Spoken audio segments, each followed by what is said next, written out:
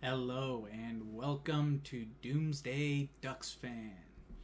So, this is a channel where I'm going to talk about every single one of the Ducks game this season. So, let's get right into it. Game 1 of the 2022-2023 season. And hey, look at that. Ducks 5, Seattle Kraken 4. Starting strong, baby. Starting strong. You know, it was actually a game that gave some hope and a game that, Ducks probably should not have won. So, let's just go over the game recap really quick. So, first goal of the game. As much as Troy Terry and Mason McTavish are the main reasons this goal happens, the catalyst of this goal is Ryan Strome. The newcomer Ryan Strome makes a great play. The puck gets pitched in deep. He goes in and chases the puck, pins Jamie Alexiak up against the boards, and steals the puck. He finds Mason McTavish right at about the face-off dot, and then Mason McTavish makes a nice, easy little pass through Matty Bernier's, the rookie's, legs, right on Troy Terry's stick, and Troy Terry, with that much time in the slot, that's an issue. Especially the low slot, that's a big issue. There's not much that Philip Grubauer can do on this one. Troy Terry looks like he's back and he didn't miss a beat. That's really nice to see from Troy Terry. I'd love to see more goals like that from him this year. And yeah, the Ducks are off and running until they get hemmed in their own zone for a long time, take 2 penalties, 5-on-3, kill the first one, and then Jared McCann goes top shelf on John Gibson. It's a blocker side shot. It's a bit of a hard save to make, especially that close, that uncontested. Jared McCann makes no doubt, and yeah, game is tied at 1. Ducks are lucky to get out of this period tied at 1. John Gibson makes some great saves to keep them in it in the first period. And we go into the second period. The second period, the Ducks don't fare very better. They're entering the period on the penalty kill because of a Cam Fowler penalty. Previously, that's going to be a theme throughout the first 3 goals of the Kraken is power play, power play, power play. Stop taking penalties. It's killing you. Already, it's game 1, and you allow 3 power play goals. And you killed off a 5-on-3 and gave him a 5-on-4 goal, but come on, man. You cannot be just shooting yourself in the foot like this. It's not good. It's not going to get better. The discipline needs to be there. Anyhow, Andrei Burakovsky, he picks a corner.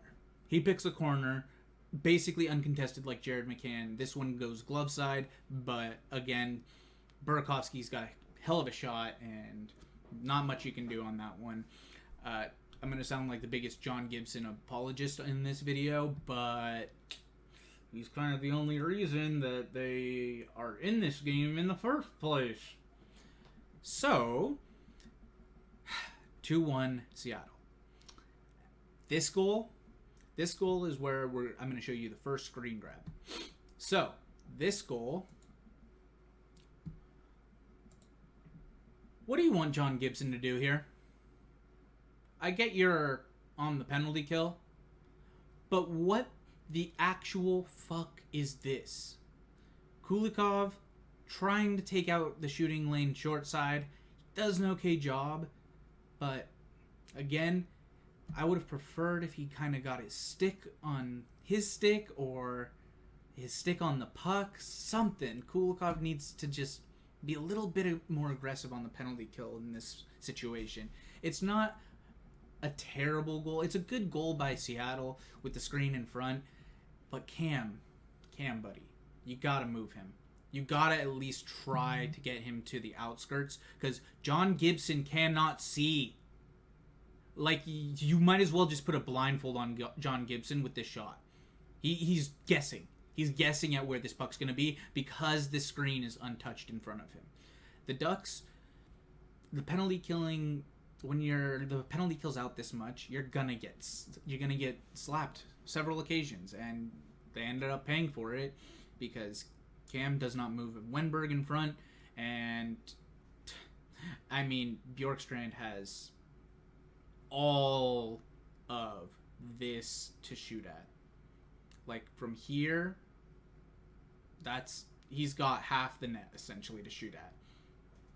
And, like, if you're not going to move Wenberg, Fowler, then you need to try and block that shot. You need to try and get in front of it to make it so that puck's not going through. Give Gibson a chance, is what I'm saying here. You need to give John Gibson a chance. Okay. Anyways, Ducks are getting hemmed at this point. It's bad. It is bad. But something that you love to see is the Ducks scoring opportunistic goals. This was opportunistic in the first. It was only 51 seconds in, not even a full minute into the game. And this is with a minute 36 left in the game they score to bring this back within one and give themselves a fighting chance. This is good because it shows that the Ducks have a little bit more fight than last year. Last year, if they went down 3-1, this game's probably ending 4-2, 5-2, 5-3 maybe. But fighting back to get a goal with a minute 36 left is a step in the right direction. And this play is no joke. It looks like Seattle's going to get their fourth coming into this play. They're coming in shorthanded. Gibson makes a good save. Zegras makes a very, very smart realization, I would say, that they got numbers going the other way. They're on the power play. They got numbers. Makes a nice, quick breakout pass to McTavish. McTavish, 2-on-1 with Strome. Perfect little saucer pass from McTavish, and Strome puts it in. This goal should not have gone in. This was a really, really bad goal by Grubauer. The shot wasn't very fast, and yeah, it was close, but Grubauer's got to have that one. That's one Grubauer needs to have so that this game basically would stay out of reach, and the Ducks probably would lose if Grubauer makes this save. That's my opinion. So, Ducks are now 3-2. Coming into the third period, here's where we're going to use the other screen grab. Something concerning again. So, this screen grab is a little late, but leading up to this, 17, I'm not sure who 17 here is on the Kraken, but he comes streaking in here, and he's being pressured by the forward behind, who I believe is Mason McTavish. We have Shattenkirk, who's covering this guy here. We have the other forward creeping down from the top, but 1, 2, 3, 4, 5. There's 5 Ducks in the slot here, and they still do not cover Matty Berniers. Right before this, Nathan Boyu blocks a shot, and he tries to come back. But when he comes back, him, Vetrano, and I believe McTavish here are all focused on this player. Nobody picks up Matty Berniers. That's an issue, especially this close in front. I mean, he gets the shot off, it hits Gibson. Nice first save by Gibson. Can't do anything in a situation like this. Look, Matty Berniers has everything to shoot at. He's not even touched. The issue here is that he's not even touched. He's not touched until the puck is in the net. And that's a big issue. The Ducks need to figure out that team defense, especially when they're getting hemmed in their own zone. You can't be chasing, because that's what Boyu did on this play. He blocked the shot, which was a great play, but then he followed it up by chasing the puck, and it just didn't end well. As you can tell, with Matty Berniers giving them a 2-goal lead yet again. But here is where I get a little hope. So, Frank Vetrano just rips one. This is a shot, man. This is a shot. A shooter's shot. He had a quick release. It beats Grubauer and pulls the Ducks within one again. Ryan Strome, nice little pass. It wasn't anything too fancy, but it was just a really nice shot from Frank Vetrano, and the Ducks are now within one. And then Eakins did something that I didn't know he could do, and that was make a smart coaching decision. You're going to tell on this channel that I'm not a huge fan of Dallas Eakins. If he can figure out how to get the most out of the Ducks, then I'm all for him being coach. But what I've seen, I don't like. But here, I saw something I liked. He put out a line of Trevor Zegras, Mason McTavish, and Ryan Strome. Yeah. It was either Ryan Strome or Troy Terry, but it draws... I think it was Troy Terry, actually. So it was Troy Terry, McTavish, and Zegras. And I think McTavish was centering both Zegras and Terry, but it could have been Z centering McTavish and Terry. It doesn't really matter. The line that he puts out there draws a penalty is what matters. And lo and behold, the Ducks capitalize. The Ducks make a great play. John Klingberg sucks everybody to one of the face-off dots, gets it back up to the point to Troy Terry. Troy Terry sends it over to Zegras. Bam! One-timer, great goal. It was in a position that potentially it could have been saved, so hoping that Zegras, with that one-timer, gets a little bit more accurate. It was a good shot still, fast shot. The one-timer was nice still, but again, the location of that shot, it probably should have been saved. I'm not complaining. Ducks tie it, and they're able to hold on. So, periods 1 and 2, they were getting ran up and down the ice. They got two, They got two really opportunistic goals, and then they dominated the third. And then were, I wouldn't say opportunistic, but smart in overtime. So, yeah, the Ducks were actually putting on a lot of pressure at the end of the game as well. So it was nice to see them not take the foot off the pedal, because usually with previous Dallas Eakins teams, the Ducks, if they look like they're going to overtime, they kind of let off the gas. But that was different. This game. And that was really nice to see. And then we can talk about the game-winning goal. I mean, good team defense by the Ducks. They stop a offensive chance coming towards them, and John Gibson has the wherewithal to realize, oh, look, Troy's up there. He could potentially get a step on this guy. Troy Terry does exactly that. He gets a step on Alexander Burakovsky, and yeah, that's pretty much history, man. Troy Terry, wicked backhander, top shelf, great shot, didn't miss a beat. Troy Terry is back, baby, and you love to see it. John Gibson, I know that up here it says Troy Terry is the first star, Strome is the second, and McTavish is the third. I'm sorry, it should be John Gibson, Troy Terry, and then Ryan Strome. It should be John Gibson right here. Like, there's no way that you should... Okay, not team stats. Box score.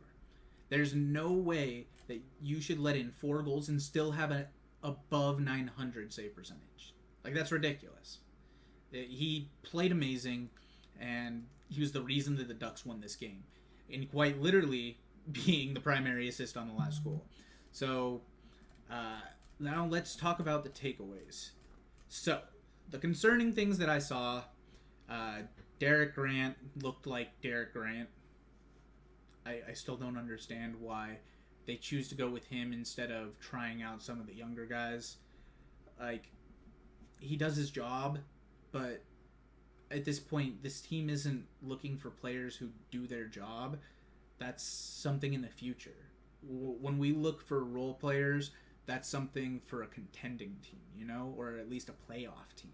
And the Ducks are not a playoff team, at least. I don't think they are this year. They could surprise, and the youth could take a huge, huge step, but I don't think the Ducks are a playoff team this year. So Derek Grant, we got to get some of the younger guys in there.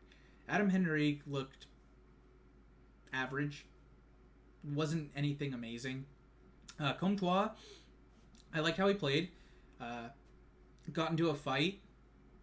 I think he could develop into a Tom Wilson type player where he just kind of sits in front of the net and bangs in rebounds. I feel like he could do a really good job of that if he just kind of gets a little bit stronger on his stick. If he gets stronger on his stick, there's no reason that Comtois can't be sitting in front of the net, especially on like power plays and stuff like that, to like give a screen, give a tip.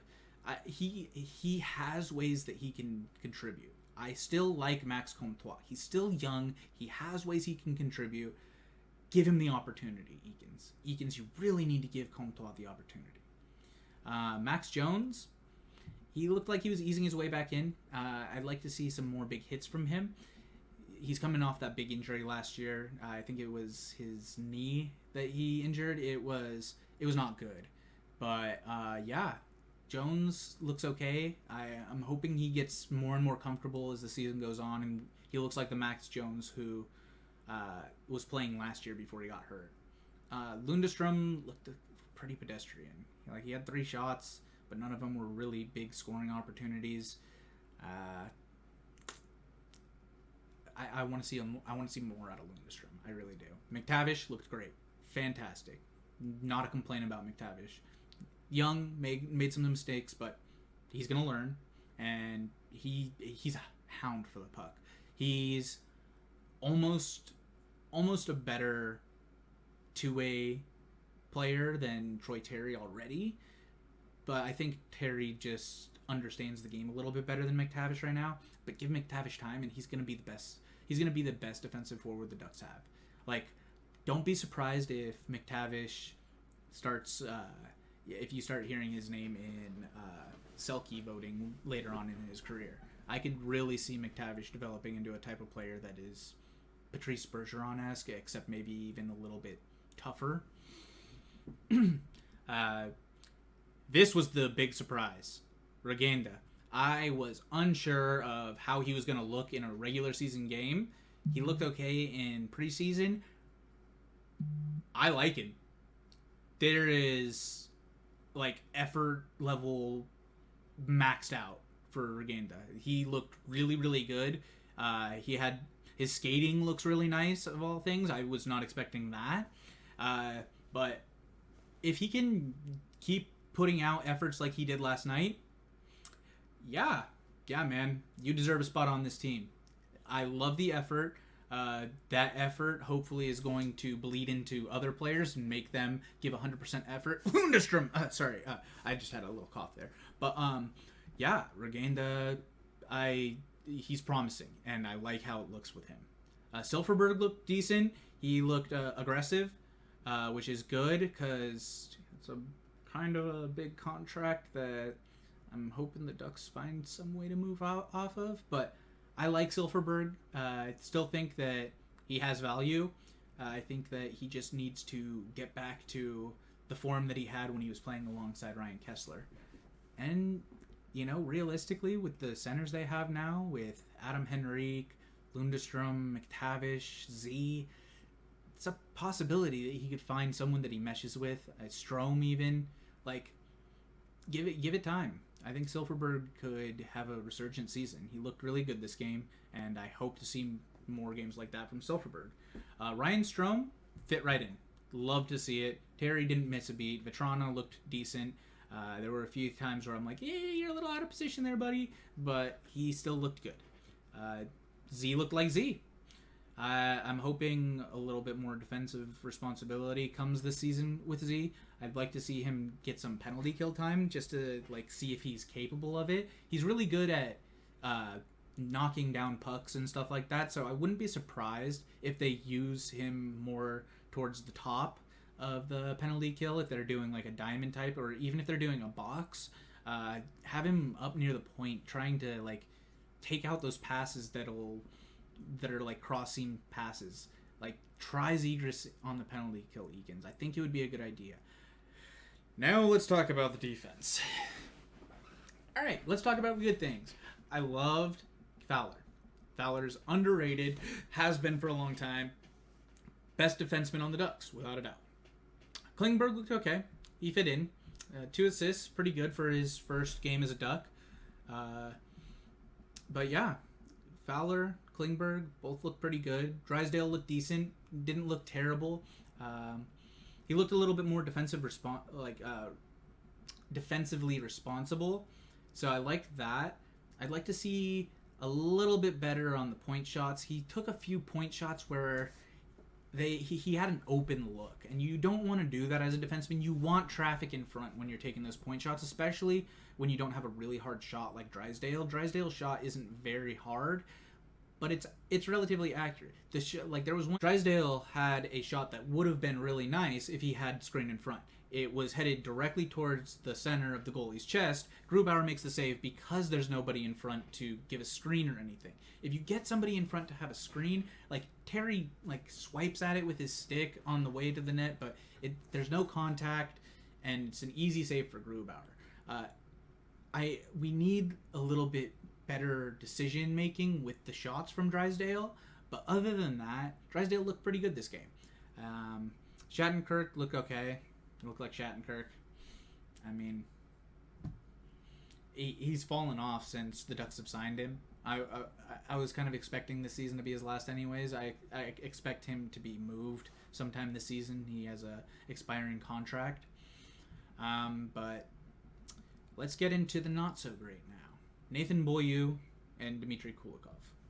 Beaulieu looked okay. Wasn't great. There were a few times he looked a little lost. But if we're talking about lost, man, Kulikov was getting walked. He was getting just turned around. It was not a good game for Dmitry Kulikov. I hope he can bounce back and look good. There's going to have to be someone who comes out of the lineup eventually when Vakanainen comes back, because I'm pretty sure you're going to give Vakanainen a chance over either Beaulieu or Kulikov.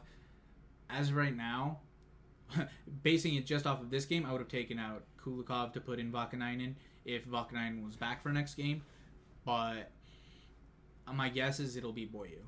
Beaulieu will be the one who comes out when Vakanainen is back. Kulikov is just a big guy. Kulikov's a big guy who can do some physical damage on the ice, and his stick is, I would say, a little bit more active than Beaulieu's, even though I criticize Kulikov's stick placement on the penalty kill. I think he's still a better option defensively than Beaulieu, but we'll see. We will see. Again, star of the game, John Gibson. I don't care what those stats say up there. John Gibson is the star of the game. 48 shots against, 4 goals against, 44 saves, 917 with 4 goals against. Dude, the Ducks did nothing to help John Gibson. 2 shots away from 50 shots against. And yeah, John Gibson held them in this game. It was John Gibson.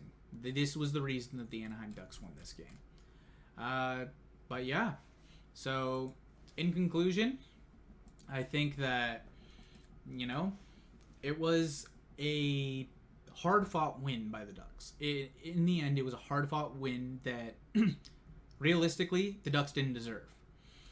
You cannot play 21 minutes of good hockey and expect to win games in the long run. This is not, this is a game where they were able to do it, but you can't control just one period of play and win the game. It needs to be better. You need to wake up for the first 40 minutes of the game. That's what needs to happen, and I'll be looking for that in the Ducks' next game against the Islanders on Saturday. Look at this, dude. 48 shots to 27. That's not good. That's not good. I'll tell you that right now. It's almost half. It's seriously almost half. Two less shots here, 2 more shots here, and it's exactly half.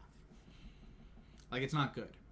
Seattle was a little bit more physical. I think it's the Ducks' younger players, but I'm hoping this goes up. The Ducks were great in the face-off dot.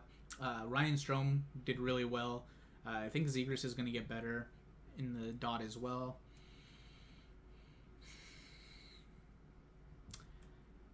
You're killing yourself here. You're killing yourself. 15 penalty minutes. Yeah, I get 5 of those were a fight for Max Comtois. But again, that's 10, which is 5 minor penalties, dude. You cannot take 5 minor penalties and expect to win a game. Seattle took 3. Seattle took 3 and allowed 1. Ducks took 5 and allowed 3, man.